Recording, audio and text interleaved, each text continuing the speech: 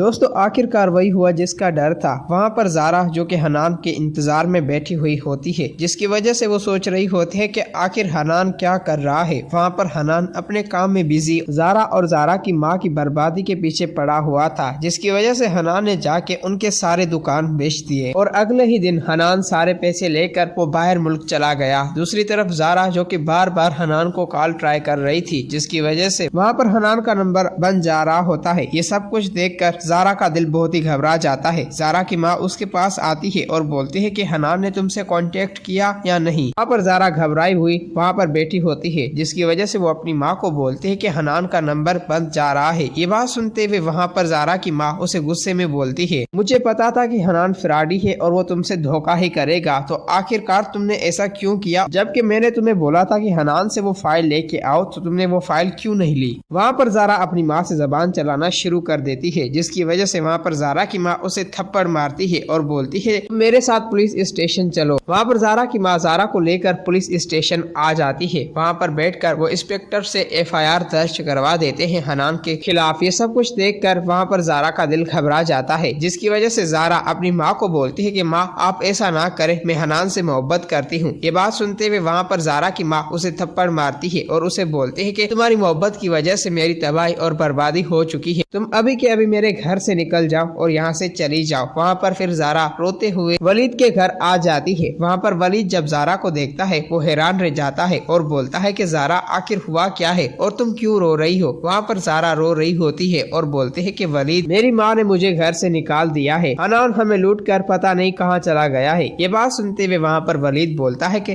زارا اندر آ جاؤ۔ وہاں پر زارا ولید کے گھر میں آ جاتی ہے۔ وہاں پر ولید کی ماں زارا کو دیکھ کر خوش ہو رہی ہوتی ہے اور وہ زارا کے پاس جاتی ہے اور بولتی ہے کہ زارا بیٹا کیا ہو گیا اور تم اتنی ڈری ہوئی کیوں ہو؟ جس کی وجہ سے زارا روتے ہوئے بولتی ہے آنٹی بس ایسے ہی میں آپ کے گھر میں رہ سکتی ہوں۔ ولید کی ماں اسے بولتی ہے زارا بیٹا یہ تمہارا ہی گھر ہے، تم بے فکر ہو کے یہاں پہ رہ سکتی ہو، لیکن ہوا کیا ہے؟ وہاں پر زارا ولید اور ولید کی ماں کو ساری حقیقت بتا دیتی ہے۔